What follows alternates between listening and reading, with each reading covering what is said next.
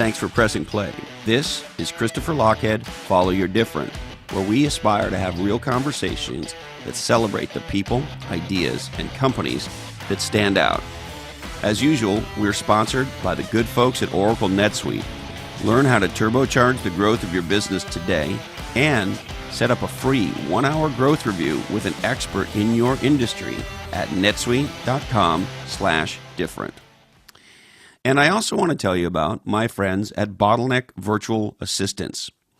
One thing you can't get back is time. And so given that, why not harness the power of a virtual assistant to free you up to focus on more high-impact activities and let them take over managing some of your basics? So why not get back some time and check out bottleneck.online today. I also want to make you a promise about any sponsorships you hear on this podcast. You will never hear a sponsor read in the middle of a dialogue. They'll either be at the end or the beginning, but I promise you will always have uninterrupted conversations with our guests. Now, on this episode, a powerful conversation with a guy who's become a buddy of mine on how to start or restart your career. His name is Isaac Morehouse, and he's the founder of Praxis. He's been on before. This is his second visit, and he's got a new business called Crash. And I'm proud to be the author of the foreword to his new book, and I've also become an advisor to his company.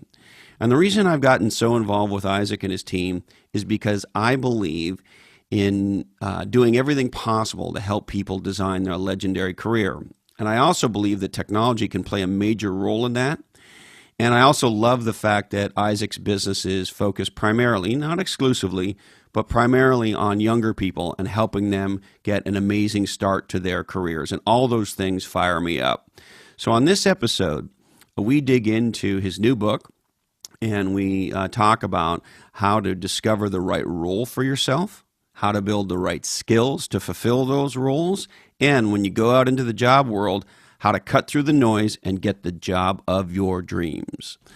Go to lochhead.com for the key takeaways and show notes for this episode and learn how to get your hands on Isaac's wonderful new little book called Crash Your Career. Now, hey ho, let's go. So Isaac Morehouse, you wrote this awesome new book. Yeah, there's actually the thing I'm most excited about is the foreword of the book. I was going to say that's probably the worst part of the book. No, your story is hard to top, Chris. Yeah, this little pocket book, Crash Your Career, is it's kind of the most condensed version I sort of can come up with to get across a mindset and a way of thinking about career launch that I'm really passionate about, and that I think young people have got to connect to, or they're going to get left behind. Absolutely. And I want to get into the meat of it, of course, because I love this little pocket book. And I think every young person, I'm going to give it to every young person I know. But I also just want to say off the top, what I love about what you're doing is you are executing genius category design. And as part of category design, I encourage entrepreneurs and business leaders to have a manifesto, right? And in many ways, this is the manifesto for the raison d'etre for your company. You want to help people, break into their careers, start strong in a way that, traditional education in some cases doesn't allow them to. And you took the time to be very thoughtful and write out the manifesto for why you want to launch your career the right way and how you can crash onto the scene. And just as an entrepreneur, putting your real vision, what I would call your point of view, into a consumable piece of content that people could get fired up about is a brilliant business thing that you're doing, in my opinion. Yeah. And, there's sort of two reasons that we decided to come out with this little pocketbook, sort of congruent with getting this company off the ground. And one of them is heavily influenced by your book, Play Bigger.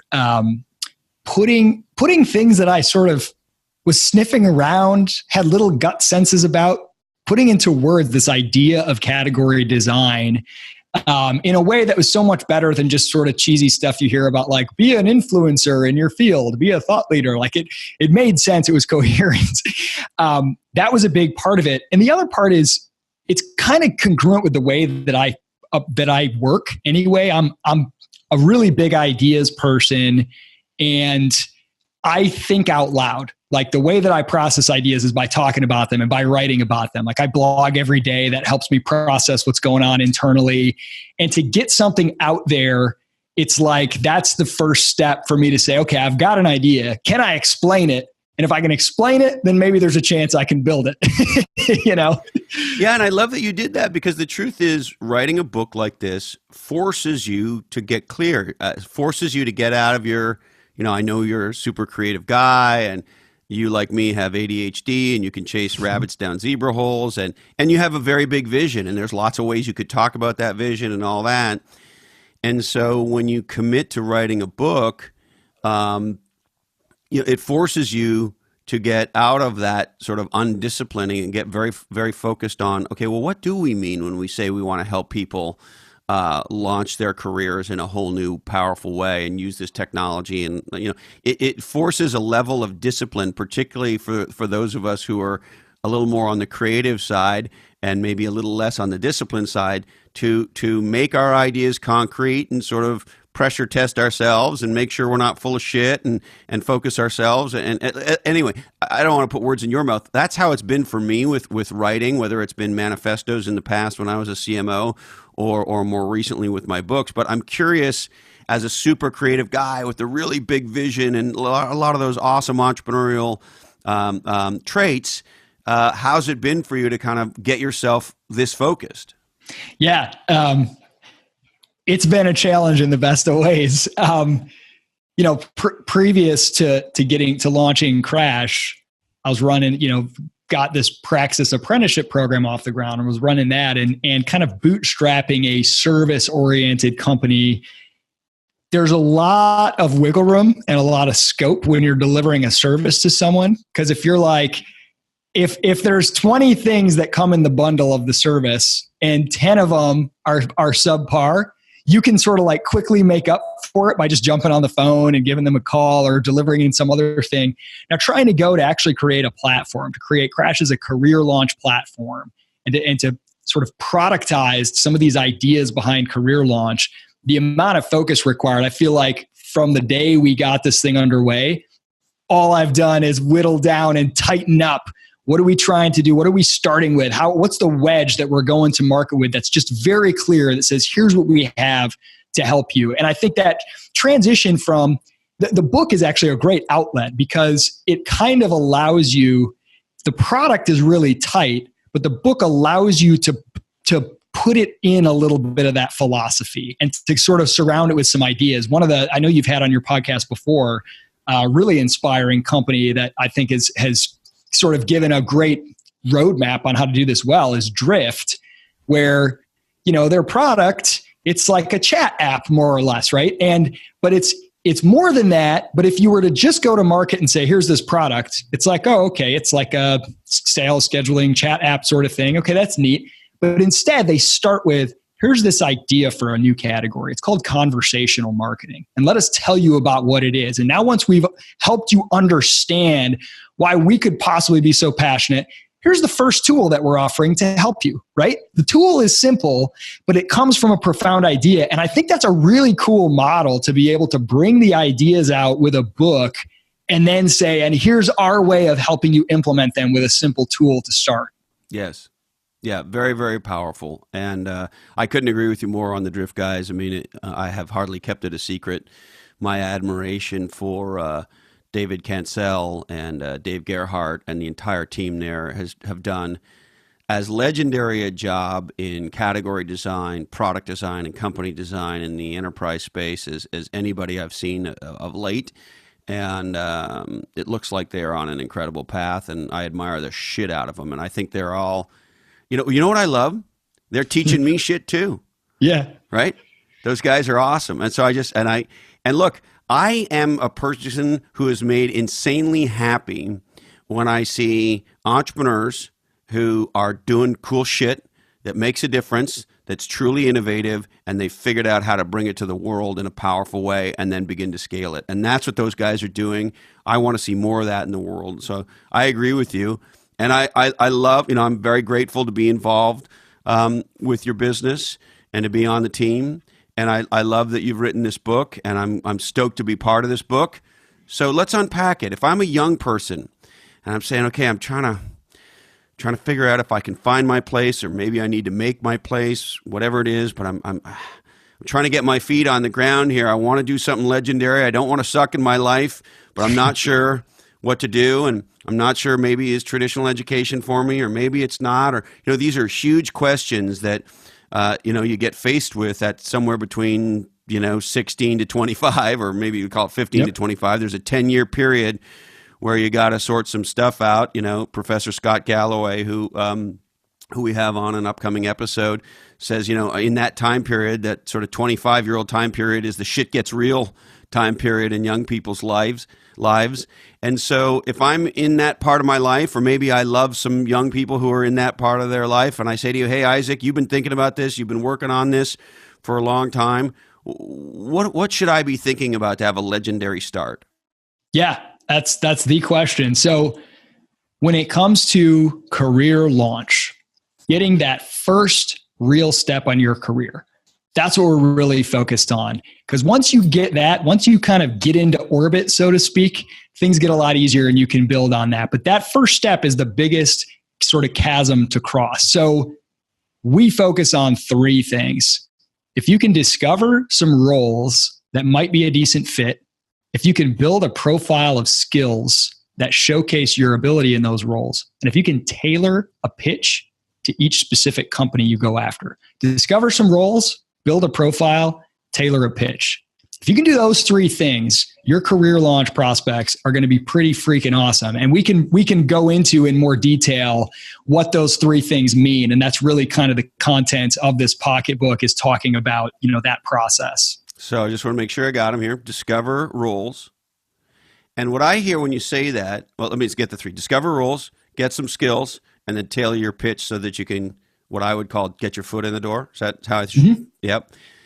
So on the discover roles thing, this is an interesting topic for me, because you've helped remind me that when you're 18 or 22 or wherever you are as a young person, you don't even know that, I'll pick one out of the air, sales ops is a thing. Yep. Right? Or internal enablement and training, or whatever. You don't know how a fucking company operates, right?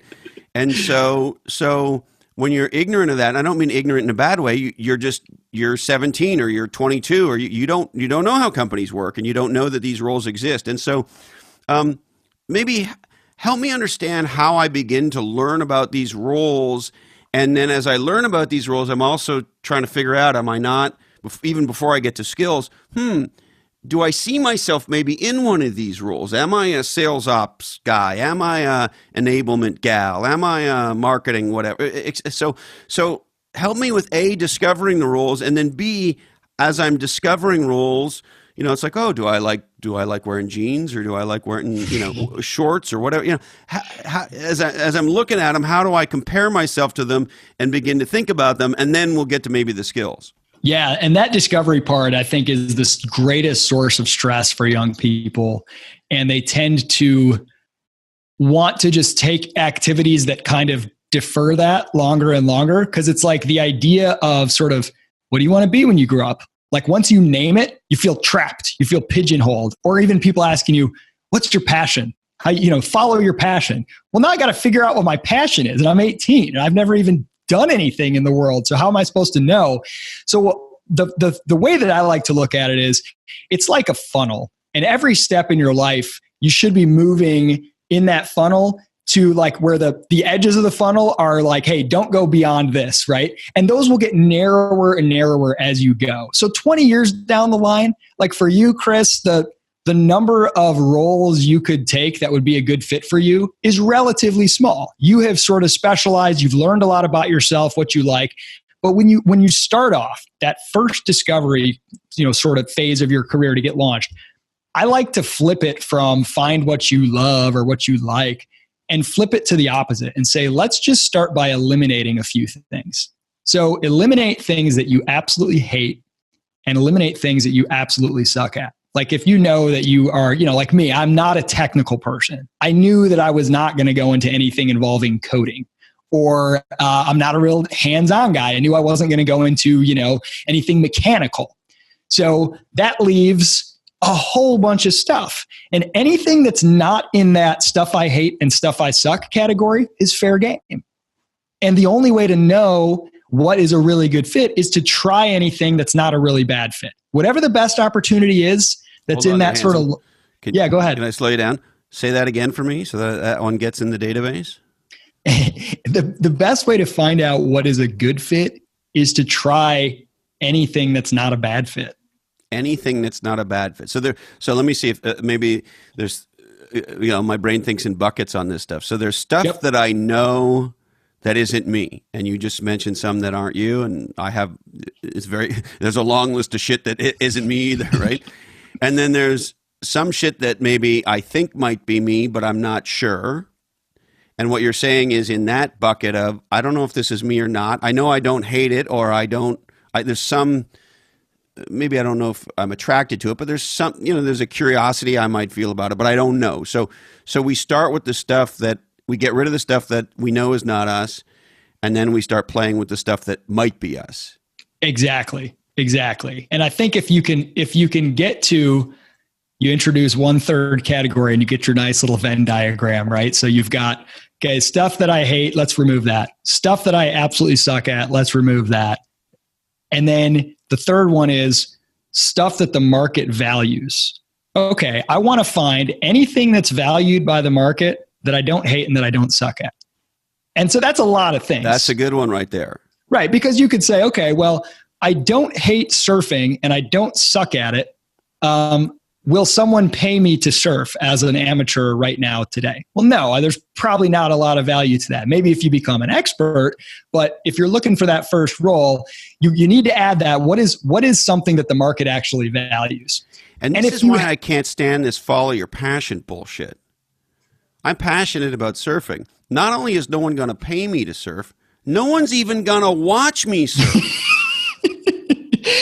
My wife doesn't watch me surf. My mom doesn't give a shit. Nobody. My buddies maybe cheer me into a wave, but nobody is excited about watching me surf the way they're excited about watching Kelly Slater surf, right? So, right. And so, this huge idea of like, no, we bring our passion, and in this case, and you direct me here, Isaac, to something that I can develop a skill set around, and what I love what you said here, that the market values. Yep. Yeah. So like for me, my very earliest as a teen, before sort of real professional jobs, it was like, okay, well, I don't hate being around people and talking to them and doing basic grunt work. I'm not terrible at it. And this grocery store is willing to pay me to bag people's groceries and carry them out to the car. Why would I? Okay, I'll take it. Right. And as I work there, I'm exposed to a lot of the parts of the store, and I realize, okay, I don't want to be a cashier and I don't want to be a manager of a grocery store, because I saw that process. I learned about it. Cool. I picked up a few things. I might want to manage a different kind of company because I was exposed to the concept of management generally. I learned a few things. I narrowed a little bit, but you only get that knowledge from taking that first step. The thing that's a perfect fit for you, if you ever find, the one true thing, if there is such a thing, it's probably something that doesn't exist yet anyway. It's probably something that you've never heard of or that hasn't been invented yet. And the way to get to it is to start experimenting, right? You learn by doing, like dabble a little bit. Okay, well, there's no reason that I think I would be terrible at sales, let's say. And there's no reason that I think I absolutely hate it. I'm kind of competitive and outgoing. All right, I'll take this internship as a sales development intern at this company, and I'll see how it goes. And maybe in the process of that, I'm exposed to marketing. And I didn't know about all the stuff that people do in marketing. And maybe I find out that I want to pursue that a little bit more. But you got to take those steps and not stress about making that first job. That's not going to define who you are. That's just what's the best opportunity in front of me. That's not terrible. As long as it's not moving you away from, moving you away from a version of yourself that's acceptable, then it's worth taking a shot at, and go at it and try to crush it. And that's how you'll learn what's the next step. Well, and the other thing I love about what you're saying is part of it's just getting in the game, right? Yes. Like, what do people pay other people for? And the minute you get your first paycheck for doing some, let's call it business-oriented work, you go, oh, somebody paid me to show up at the office and, do these sales calls, or to help, with this finance project, or whatever the fuck it was, right? But you realize, oh, wait a minute, I did a set of things and somebody valued those things, and now I can buy groceries. That's a big learning. Like, yes. Because as George W. Bush so famously said, sometimes it can be hard to put food on your family. And so figuring out what is the shit that I might be able to do based on, to your point, the roles that I've discovered that exist, that I don't know if I love them, but I know that maybe they're of interest. It's worth trying. And then all of a sudden I learn, hey, wait a minute, I can put food on my family if I do this. The other thing I wanted to ask you is, people often say, I don't know what I want. I don't know what I want. I don't know. And I always say, well, do you know what you don't want? They go, oh yeah, I don't like this, I don't like that, I don't like this, I don't like that. And the aha for me on this, Isaac, is, well, if you know what you don't want, somewhere inside you, you're comparing it to something you do want, even if you can't articulate it. Because if you don't want something, it must mean you want something, because the only way you know that you don't want it is because you're comparing it to something that you want, even if you don't know that you're doing that comparison. Yep. Is this making any sense? Yeah, absolutely. Yeah. And it's like, well, I don't know which direction I want to go in. Well, it's a lot easier to steer a moving vehicle than a parked vehicle, right? Like, start going somewhere. And I like the phrase that you use, though, get in the game. You could use that in two relevant analogies that I think help in thinking about career. So let's take a basketball game, right? If you've never played and you're like, well, I'm going to study it for a while and decide, do I want to be a point guard or a power forward? Do I want to be a rebounding specialist? And you spend all this time to decide what you're going to be, and then you go out for the team and try to play.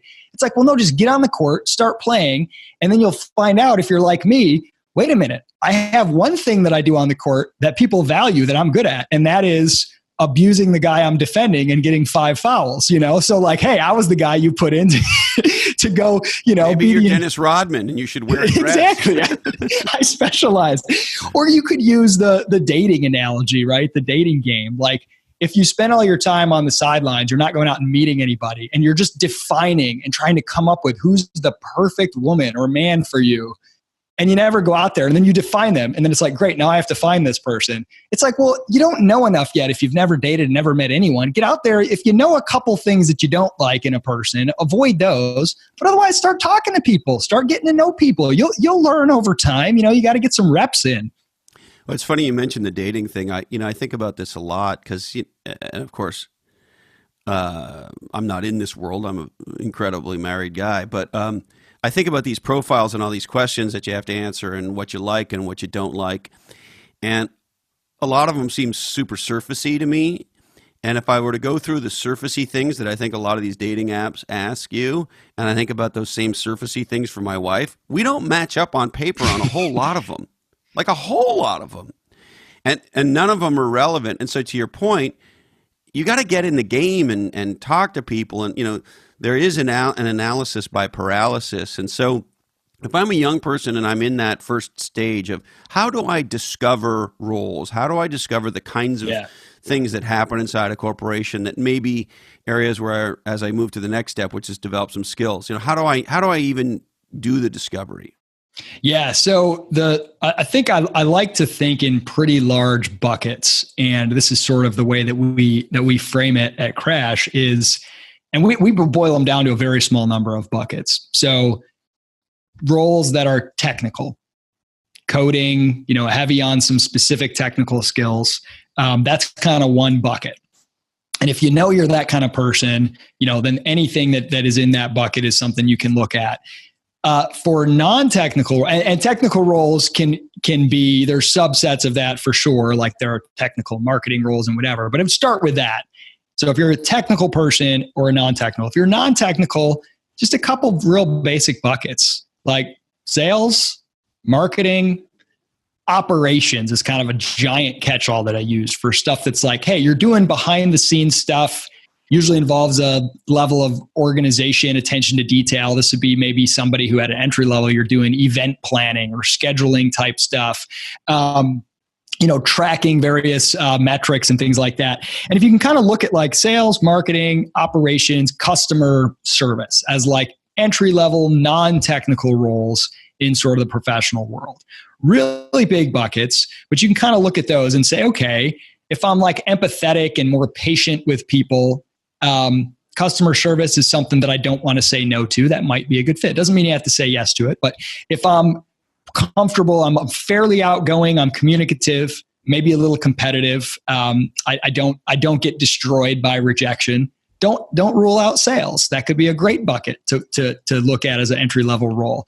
Marketing, again, there's different kinds of marketing, more analytical type, which is more the scientist sort of person who likes to test and measure. And then the more creative type, you're maybe a designer or you like to write, there's a lot of different things that might be a good fit. And again, this doesn't mean you're going to start out, someone's going to hire you to be a designer or a copywriter from day one. But if you put yourself in like that broad bucket, and then you just can kind of play around looking, Googling around some of these role buckets, marketing, sales, customer service, operations, technical roles, right? And you'll start to see certain labels and things emerge. And you don't need to worry too much about getting pigeonholed there, but this is where there's a giant gap that we're calling this career launch category. Companies do a really poor job of framing the roles they're hiring in language that speaks to the personality type and interests of the candidate. They frame them in insider lingo, right? Role titles are created to make sense within the organization, and they don't always make sense to outsiders. Once you've been in the professional world, you get it. You know what all these different roles mean. But on the outside, you know what a sales development representative means. That means nothing to you, right? And so it takes a little work, but I would say not to get distracted by the title, but to kind of create a few big buckets. And again, start with stuff that you don't like. If you know that you're painfully shy and you just don't want to do something where you're on the phone all the time, then you're going to say, I'm going to stay away from things probably with the word sales in it. If you know you're not technical at all, you're going to stay away from things that have those. But that leaves a whole lot of stuff that's kind of left there. And I think it's really the process then of, okay, anything that's within that, I'm going to treat as a viable opportunity. And that's where, to sort of my third point here, right? Discover roles, build a profile, tailor a pitch. When you come to tailoring a pitch to a specific company, that's where you'll start to learn a lot more detail about those roles. And we can get to that. But I don't like to get too specific early on. Just like to kind of eliminate a few giant buckets of things. And so let's say I do that work and maybe I'm gravitating towards customer support or sales ops or whatever the thing is. And so I identify sales ops.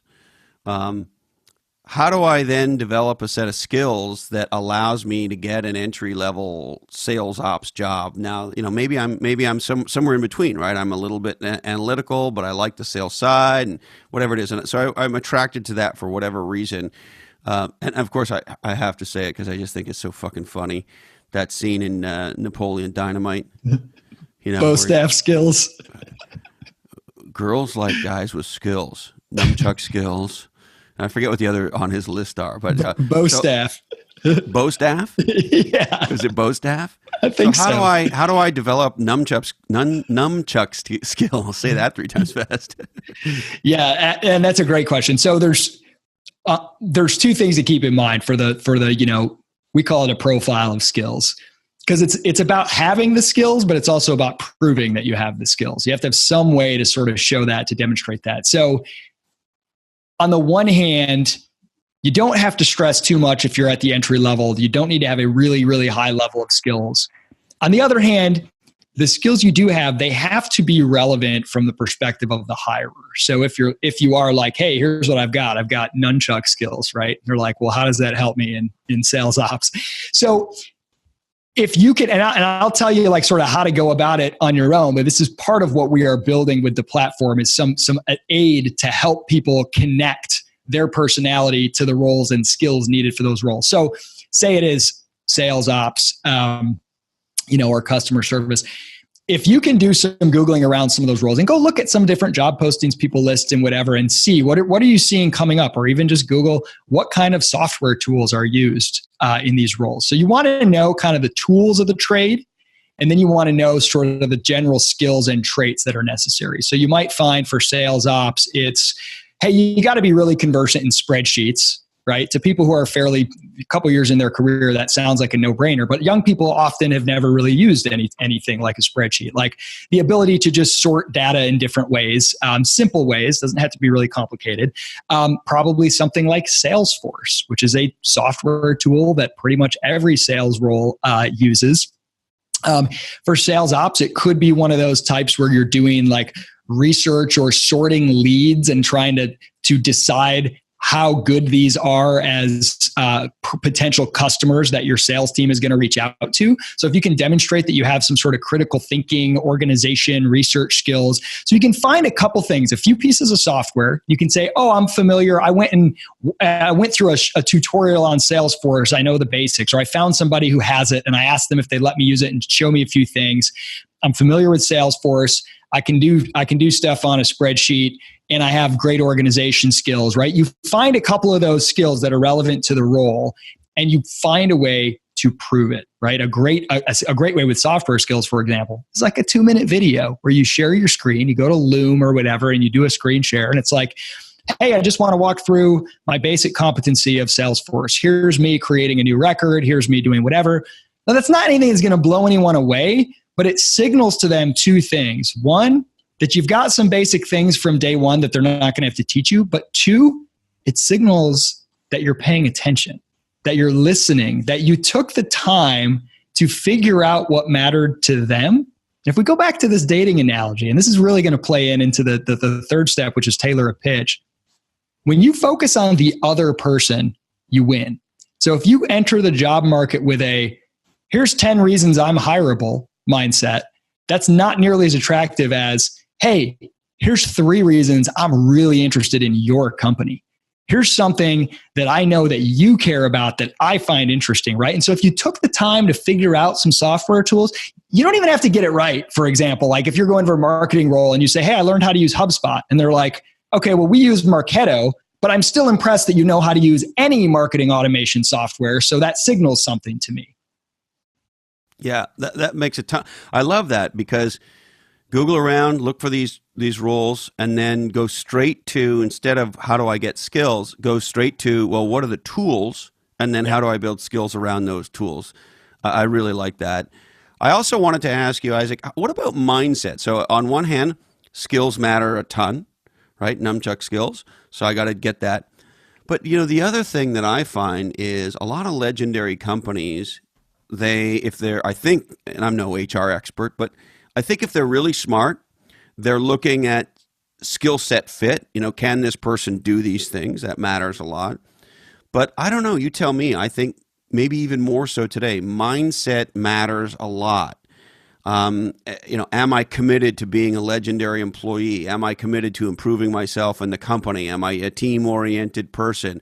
The good old-fashioned stuff? Do I show up on time? Am I bright-eyed and bushy-tailed? I tell young people all the time, I don't care what you get hired for. You're a junior analyst in sales ops. Well, you get there early before other people. You do everything no matter what it is. You say, yes, sir, and you get on that thing and you do it to the best of your ability. You wash those MF and dishes like nobody ever washed those dishes, right?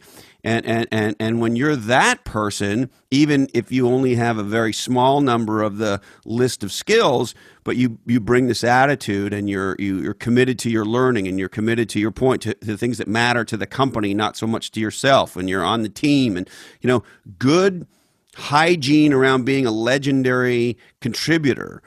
So how do you think about that stuff? Yeah, that is absolutely crucial. In fact, we did a study with a bunch of businesses, a bunch of hiring managers, to kind of tease out what are the things that matter to them in these entry level roles. The number one thing, adaptability.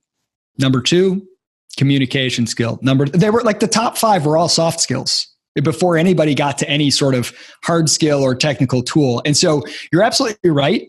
If you can take, and here's the thing that a lot of young people don't appreciate. They don't appreciate how valuable what they already have is on the market. Like, you have traits and abilities that someone somewhere values. You may not know that. And so if you can try to think through a little bit, like, what are things that come easily to me? Like, when I'm together with my friends, what do I always end up doing well? Or what's the role I play when I go to a job or I'm in a group or whatever? Maybe you're the person who is very conciliatory and you end up helping people, settle differences. And if you can sort of think about that, instead of going the resume route where you just list it like leadership skills, people person. Well, what does that mean? I don't know. You just made that up. If you can say, can I turn that into a sort of what we call like proof of work, to borrow a term from the cryptocurrency world? Like, can I prove this in some tangible way? So maybe I could say, I ran this volunteer fundraiser at my youth group, and everyone was fighting about X, Y, and Z, and I came up with a compromise, whatever. And you've got some sort of, maybe it's a blog post, maybe it's a short video, maybe it's a project you put together. And if you have a way to say, hey, I'm really good at this, here's a way for me to prove it, right? Here's a way to demonstrate this ability. If you think about ways to demonstrate those soft skills, another one is just like persistence. So we had somebody who looked at a candidate, and we're working with people helping them sort of build these profiles. And he said, yeah, this guy had no sales experience at all, but he gave himself a challenge to publish a blog post every day for 30 days, and he did it. And he's like, that's actually really hard to do, to show up every day and click publish, especially when you got some tiny blog that nobody's reading. That's the exact same kind of mentality that you need to come in and be willing to reach out to people doing cold sales every single day, even if you may not get returns and it's not necessarily psychologically rewarding. And the ability to signal soft traits by sort of taking some experiences you've already had and teasing out what they demonstrate, as well as saying, okay, I'm gonna show you my ability to do this by giving myself a challenge. That would be very hard to do if I didn't have that trait, so to speak. Yeah, I talked to some hiring managers and business leaders who say, by way of example, they look for people who are athletes. Yeah.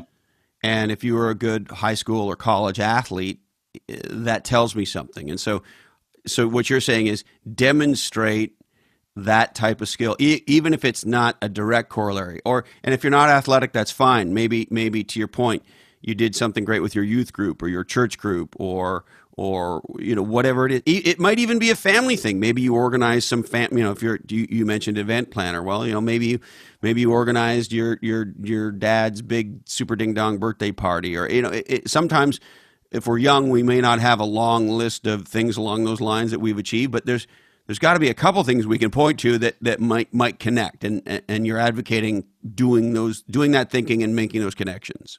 Yeah, absolutely. The number of people I meet that they tell me, oh, I'm really passionate about travel and travel planning or whatever.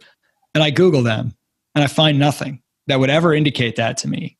And I say, well, man, how do you expect to get opportunities if you have no way? No one would ever know that about you. You can just tell them, but if they don't know you, what if you were like, hey, I wrote a Medium article that was my 10-step process for getting my friends a 8-day trip to Italy planned flawlessly. And you just walk through what you did.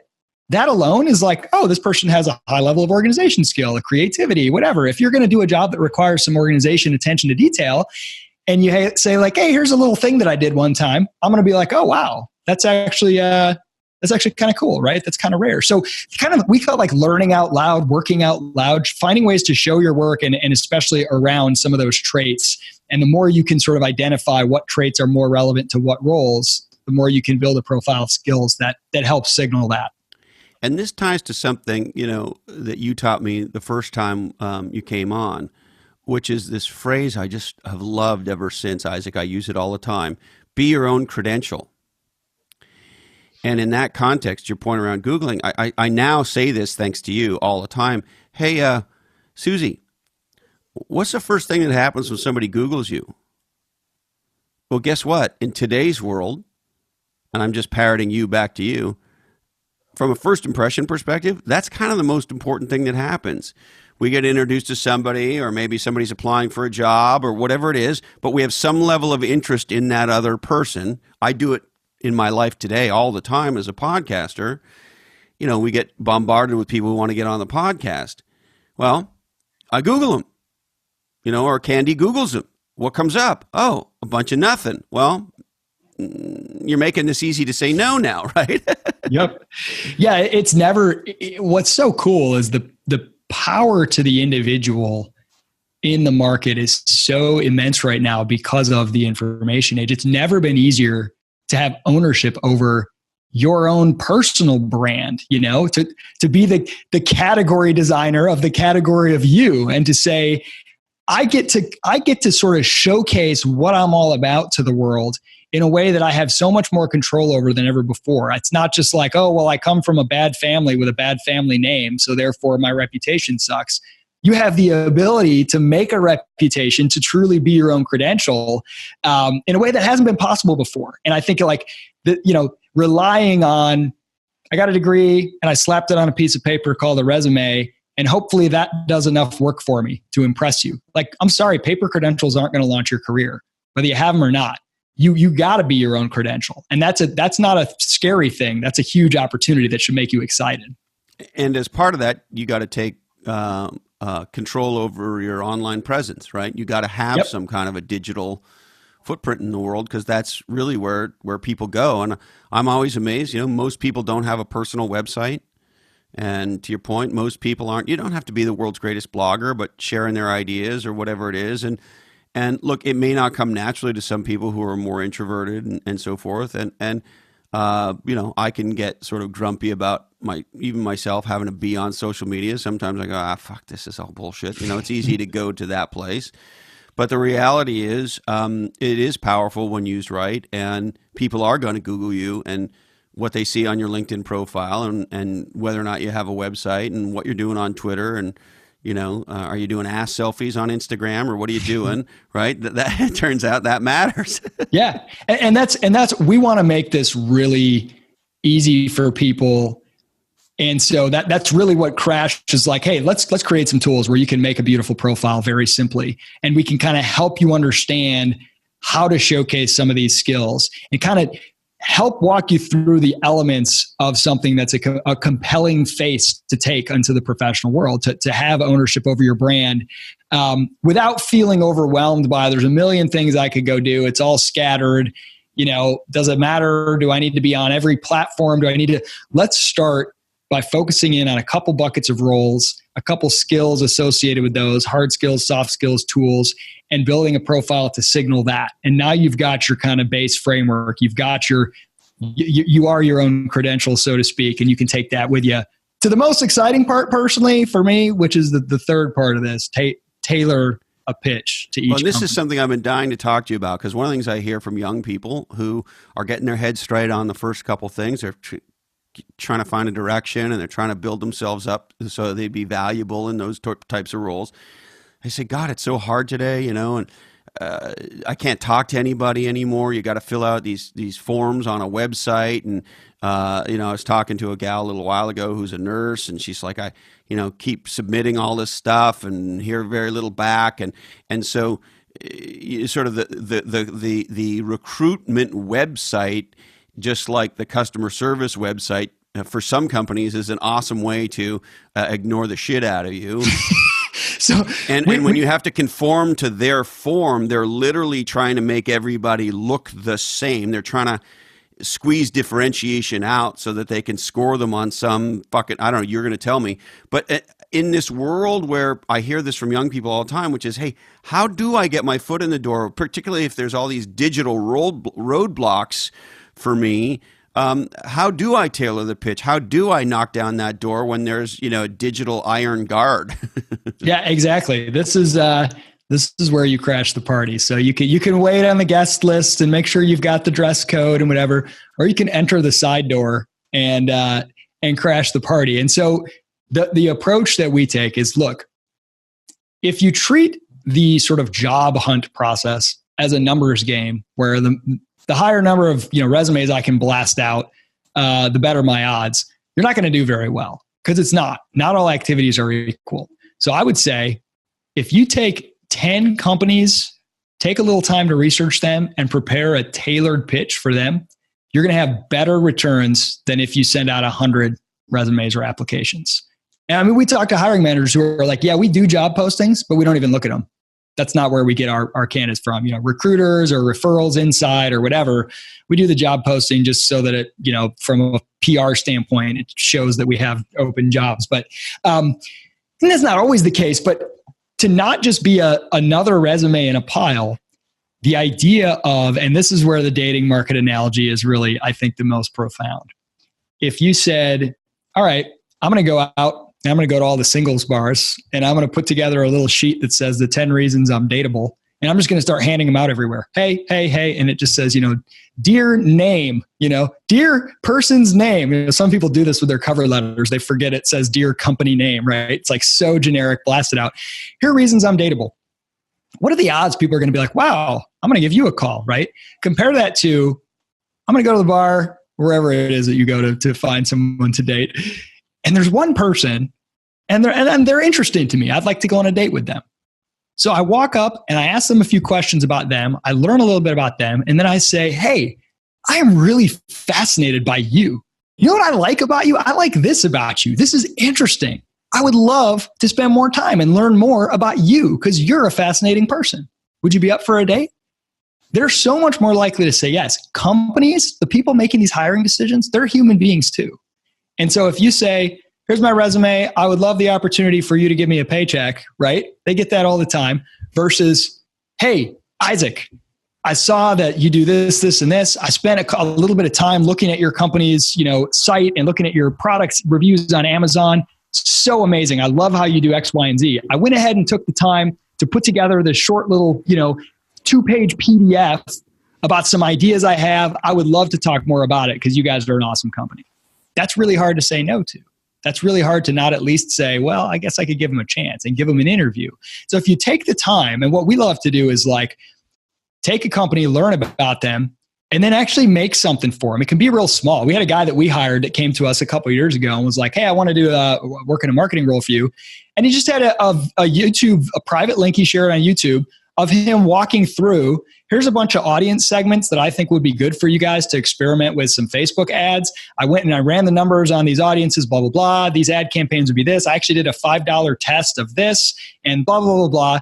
And he just broke it down and gave it to, and we were like, everybody else just sent us a resume. We had to at least give that guy an interview. So this idea of tailoring pitches, identifying a couple companies that you think are cool, take some time to learn about them, put something together for them, make it hard for them to say no. Be so undeniable, right? They can't ignore you because it's like, well, this is just interesting. I can't turn away. Nobody else does this. That's a really, really big deal. Can you just say be undeniable one more time for me? Be undeniable. I actually got a great story about this from a CEO that I just talked with yesterday about somebody later in her career. This is a hilarious story. She was doing sea turtle tracking for environmental nonprofit for several years. And that was kind of her field. And she was like, I'm done with this. I want to get out of here. I want to move into a startup. So she applied for this role at a fintech startup. And they're like, this candidate is so odd. She did sea turtle tracking. I don't understand. Her application's good, but whatever. Then the next day in the mail, a physical portfolio of all kinds of stuff that she had put together, research she had done for them. All these really interesting pieces of collateral arrived. And they're like, well, that's unusual. No one else did that. That's kind of impressive, but still. And then over the next 2 weeks, she found everybody in town that had any connection to that company and asked them to call and give her a reference. So different people at the company were getting calls from different people. And then they would go to the person hiring for this role and be like, hey, somebody just called me and told me that this one candidate is really awesome and she applied. It was like, okay, we can't ignore this person. She's persistent. If nothing else, we got to give her her day. And she ended up getting hired and has been crushing it there. But that's somebody that's that's hard to deny that person at least an interview, and you can't fake it. If you're not interested in a company and you're just like, hey, blah, blah, blah, take the time to actually be interested. If it's a company you're a customer of, that's even better. Hey, I've been using your product. I love it. I would love to come and do this for you. Man, Nobody does that, and it stands out. I'm telling you. And so what I really hear you saying is this numbers game idea, it's not about, I filled out 250 digital applications today. It's how do I surround the HR department, and I want to be explicit here. I'm a huge fan, I know you are too, of get to the hiring manager. If you're going to be working for the director of carbonidulation, then don't just go to the HR folks or the recruitment folks. Figure out a way to surround that director or whoever it is, and then do a set of shit that makes you undeniable. One thing that you can do today that I love, it's a real simple one, send them a book. Yep. If you're going to work in sales ops, what are the 3 sales ops books that you really loved? Send them those books and say, hey, Jimmy, I'm not sure if you've read these books, but I really loved them, or, whatever it is, and just find those ways. I love how you said it, in the side door, because so many people are trying to get through the front door. It's almost impossible to differentiate, to distinguish yourself. But the side door, and the other thing I love about what you're saying is everybody tries to do things digitally today, email them, this and that, find them on LinkedIn. And those are all, potentially good things. But in a world where everything's digital, do something physical. Send them something. And then, of course, the other one that's a big one for me, I never in my entire career, Isaac, not a once, got a job through a headhunter. Never in my career did I get a job by applying for anything. All the jobs I got were through either direct or indirect relationships. And so in that regard, if I'm a 23-year-old person and I'm figuring all this stuff out, and now I'm trying to make myself undeniable and a pitch, how do I develop those relationships so that the director of Ding Dongery will go, wait a minute, I have to talk to this, this Christopher kid? You start with what you already have, with what you already know, and you say, what's the low-hanging fruit? Who are people I already know? And ask them. So, maybe you have a neighbor who owns a small business, and you're like, hey, I want to get to know people that are at companies that are hiring this kind of thing. Do you know any? And the odds are maybe he knows somebody, and he can say, well, here are a couple. Maybe he won't introduce you. Maybe he'll just give you some names. And then you go to them and say, hey, my neighbor owns this company, and he said that you guys sell this product to them, and I'm really interested. Could I take you to lunch and just ask you about your work and ask you about your role? What do you look for? Was it Sesame Street? Remember that song? Who are the people in your neighborhood? Yeah, exactly. Exactly. Street? I mean, I'll give you an analogy from in raising funding for Crash. So if I were to say, okay, I want to raise some venture capital, so I'm gonna go find 100 VC firms and blast them a cold email with the exact same pitch deck attached that says, "Hey, I'm raising money. Let's talk." The returns are going to be way lower than even one. So I'm in Charleston, South Carolina. There's like one VC firm in Charleston, right? And because it's a small town, I know somebody who knows somebody there. And I ask for an introduction. I go get lunch with the guy, and I don't pitch him. I just say, hey, I'm thinking about the fundraising world. Here's what my company's all about. Do you have any ideas of anybody? He gives me the names of 3 VCs, also small VCs in the Southeast. And he's like, yeah, here's some people. And maybe he did an email introduction for a couple. I get on the phone with them. I say, hey, I'm looking at fundraising. I'm learning about the process. Do you know anybody, whatever? About 2 levels in, I've got a list of 25 VCs that I have been personally introduced to in some capacity or another. And it keeps going up market to people that are higher and higher with more, harder to access. And after a lot of these conversations, eventually, not only am I going after them, they're talking about me to each other in the background. Oh, that kid reached out to me. He reached out to you as well. Yeah, it's kind of interesting, blah, blah, blah. I hope they call me a kid. I'm 35. I'm not really a kid anymore. But, and if you're a kid to me. I appreciate that. If you just start with what you know, even if it's only a few people, and treat it like ask people for who they know, and just do it truly as like an exploration. A lot of people say, oh, start with the network you know. So what do? They go to the first person they know that has a job and says, hey, get me a job. It's like, well, that's not really what I mean. It's go ask them, hey, I'm thinking I might be interested in this. Who's the person at your company who does that? Do you think I could meet with them and ask them about what they do every day? And if they were hiring, what would they want to see? And do they know anyone that's hiring? And before you know it, you can actually have, I call it a hunting list. You want to build your hunting list up, and start with just 2 or 3, but then keep adding to it. And and again, you can have your list, but if you're going to spend 10 hours on the job hunt, I would argue 10 hours going deep, researching and putting together a project or a pitch for one company is going to have higher returns than 10 hours spent on 20 different companies doing a basic resume. Even if you don't get the job with that company, you will learn more, you will gain skills in the process, and you will likely build a reputation with other companies. They'll be like, whoa, okay, this one, I didn't hire you, but I'm going to pass you on to my friend because you're kind of impressive. Right. There's also something in here I just want to underscore and see, get your reaction. I get this email, this LinkedIn, it feels like almost daily. Oh, hi, Christopher, blah, blah, whatever. They found me, they like me, whatever it is. And I want to network with you. And then they say shit like, hey, I'll drive to Santa Cruz, happy to take you out to dinner. I just want to network with you. And look, I don't know if this works does this work with anybody? I mean, the person who's eager to say yes to that is probably someone who's not that valuable, right? Yes. If you got time to network for no fucking reason. Oh, I'll just fucking meet with you. I don't know who you are. You don't know. You're probably not the man or the woman. The man has no time. So the thing that makes me crazy, and I hope people stop getting this advice, is when somebody comes up to me or emails me or LinkedIn's me and says they want to network with me, I want to punch them in the face. You have to have something specific, right? Oh, I've been listening to your podcast and I have an idea for you, or fucking something. Or I would like to pick your brain about whatever it is, right? Now, I may or may not have time to do it, and most busy people don't, but the more specific you can make those sorts of requests, when in point of fact, you're building a network, that's what you're trying to do. And look, the recipient of that is not a moron. When a guy at my stage of life and career and so forth gets an email from a 22-year-old person, I understand what they're trying to do, and I was that person. I'm not, and I think most people aren't idiots.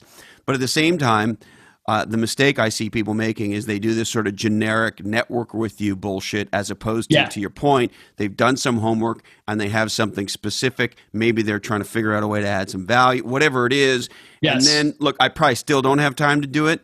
But if maybe somehow if the only way you're going to break through, let me say it this way, is by being specific, by being undeniable, as opposed to the generic, I want to network with you bullshit. Yeah, if it's clear you're coming to me because you're interested in me, it's harder for me to say no to you than if it's clear you're just interested in building your network in general. And so I happen to be one of the many people that you see as being able to do that. And I also think there's 2 things you mentioned. One is don't hold people hostage by hiding the question and saving it for a meeting. Hey, there's something I want to ask you. Can we meet? It's like, well, just freaking ask it right now. I may or may not answer over email. But I think that the main thing is, again, this is not about, this is going to guarantee success. It's about increasing the probability of success. And if you were to say, okay, Chris Lochhead, he's written some books, he's got this awesome podcast, he's kind of in this category of like people who are creating cool stuff and ideas. Maybe I want to do marketing and promotion for podcasters. Maybe him, but maybe anybody. I'm open to it, and I'm interested in that world. Or podcast production. I want to produce and whatever. If I said, hey, Chris, could you help me? I'm trying to get a job in podcast production. Well, there's fairly low odds that you're going to do anything. If I said, Chris, big fan of the show. I've listened to almost every episode. I took some of the highlights of some of your best quotes and I put them together in this 2-minute YouTube montage with this really cool music in the background. Here you go. Thought you'd enjoy it. And that's it. Now, everybody's a little narcissistic, right? If you make me look epic by mixing up my sound bites in a cool video, I'm going to be like, wow, that's neat. I might even tweet it out. Then maybe a couple days or a week later, you're like, hey, hope you like that video. Do you know anyone who's looking for this type of service in the podcast world? If you do, I'd love to. I'm kind of trying to break in. If not, no big deal. Now, the odds are much greater that you're going to be like, hey, man, that video was really cool. I tweeted it out. People seem to like it. I've got this friend over here that just started a podcast. He might be looking for somebody. No promises, right? The odds are much greater. It's just like the whole content marketing idea or whatever you want to call it now. But it's like give your potential customers something before you ask them for something. And it definitely increases your odds of success. Amen. Hallelujah. So, Isaac, I want to be super respectful of your time. I got to ask you, what's the big sort of thing you hope people take from this new book? Yeah. So the big thing is, if I could put it into one phrase, it's be your own credential. Now, what that really means is don't leave it to fate, or don't wait and rely on things that are out of your control. Well, I did the best I could. I sent in my application. I guess I just wait and hope to get picked. Flip that mindset and say, I'm in the driver's seat. I'm going at this thing with an experimental mindset, a playful mindset. I'm going to be the one that's initiating, that's trying stuff, that's taking feedback or lack of feedback and adapting, adjusting my pitch, learning how to make myself more valuable. I'm going out and saying, here we go, world. I'm coming for you, rather than I checked off all the boxes. Now I just wait for somebody to give me a call. You got to flip that mindset. It doesn't matter what credentials you do or don't have. No one's going to start paying you because of them. You've got to go out there and take charge. This is an empowering message more than anything. Yeah, it changes the way you do things. It takes a little bit of work and rethinking. It's a lot more fun and it's a lot more effective. So that's really the core message. I love it. Get busy, get forward on your skis, differentiate yourself, fucking make something legendary happen. I like it. That last quote right there, you could put that to music and make an inspirational video. Well, Isaac, I can't thank you enough for your time. I'm in love with the business, or I wouldn't be involved. Thank you so much for including me in this book. I had a blast, writing the foreword. And the reason, I'm just like you. This is why you and I have connected, for at least from my perspective, which is I care a lot about our young people. I care a lot about people being a lot more entrepreneurial, whether they're entrepreneurs or not. This idea that you're a personal entrepreneur, right? That you are responsible for your career, you're responsible for your life, and there's things that you can do proactively to design your career and to design your life. And the other thing I love and appreciate about what you're doing is, look, as you and I have talked in the past, the traditional university path and all that, it's very effective. It's been proven to be effective for a meaningful number of people, but there's some of us that, in my case, that path wasn't even available, and there's some of us where that path is not the right path. And I think many of us who fall into that sort of, I'll use the word misfit or other bucket, where that's not necessarily our world, or a world where we're super successful, we can be made to feel shitty about that. But the reality is there are many paths to success. And if the more traditional one isn't for you, there are a lot of other alternatives. And even if the traditional one is for you, this book and this mindset, if you've developed those skills in a traditional university environment, well, why not use this as a way to tip the scale? So I just think that doing things for young people to help them, whether it's find their place or make their place in the world, it's something that I share your passion on, and I can't thank you enough for including me in it. Yeah, absolutely, man. You're the perfect guy for a company that's, all about crashing the party. So go out there, do things your own way, crash your career, and have fun doing it. Bless you, Isaac. Thank you so much, my friend. Stay legendary. You too, Chris. Yeah, Isaac Morehouse back on the podcast. I'm sure hope you enjoyed that. Now, in business, if you don't know your numbers, you don't know your business. And today, more than ever, you want to be on top of the seminal numbers that drive your business and your growth. And that's where my friends at NetSuite come in. Imagine having every critical number you need to manage and grow your business on your smartphone, on your tablet, of course, on your computer, anywhere, anytime. NetSuite makes that happen. And with some amazing dashboards, you can stay on top of all elements of the business: sales, finance, accounting, orders, inventory, and HR instantly. Thousands of the best-known brands and companies and fast-growing companies and nonprofits use NetSuite to manage their business. As a matter of fact, NetSuite has purpose-built capabilities for companies in many different industries and organizations in many different industries. And it's all available now to you, and it's surprisingly cost effective. As a listener to this podcast, NetSuite is making a special offer. Go to netsuite.com/different, and there you'll be able to set yourself up for a free 1-hour growth review with an expert in your industry. Because today, you got to know your numbers, because if you don't know your numbers, you don't know your business. And with NetSuite, you'll always know. You can find us on the web at lochhead.com, lochhead.com. Remember, while you're there, to subscribe. That's the only way we can develop a direct relationship with you. If for some reason you want to email us, blackhole@lochhead.com, and on Twitter and Instagram @lochhead. All right, we would like to thank the amazing, fun, great new book, playful new book that I was proud enough to write the foreword to, by our friend and guest, Isaac Morehouse, Crash Your Career. Pick up a couple hundred copies today, why don't you? The amazing folks at One Life Fully Lived. That's the number one, lifefullylived.org. This is the nonprofit helping you dream, plan, and live your best life. A podcast that I love, Grumpy Old Geeks, with our friend and guest on episode number 6 of Follow Your Different, Jason DeFilippo. Now, if you're in the Silicon Valley area, and you're in the B2B business, you sell to other enterprises, why not check out atre.net, atre.net. They build custom websites for B2B businesses in the technology industry. Check them out. And the incredible folks at Habitat for Humanity. Habitat is trying to create a world where everybody has a decent place to live. Why not give them a hand doing that at habitat.org. All right, I need to remind you that this oddcast, is the sole property of the Lochhead Oddcast Network. All rights do remain perturbed. We need to warn you that clearly this oddcast is produced in a studio that does contain nuts. Remember to design a legendary career, buy John's Crazy Socks, teach kids how to build a legendary career. Thank you, Dandy Candy. I love you, Mom and Dad. And hey, Colin. This oddcast really ties the room together, doesn't it? Today, our deepest apologies go to actor Lori Loughlin. Sorry, Lori, we just ran out of time for you.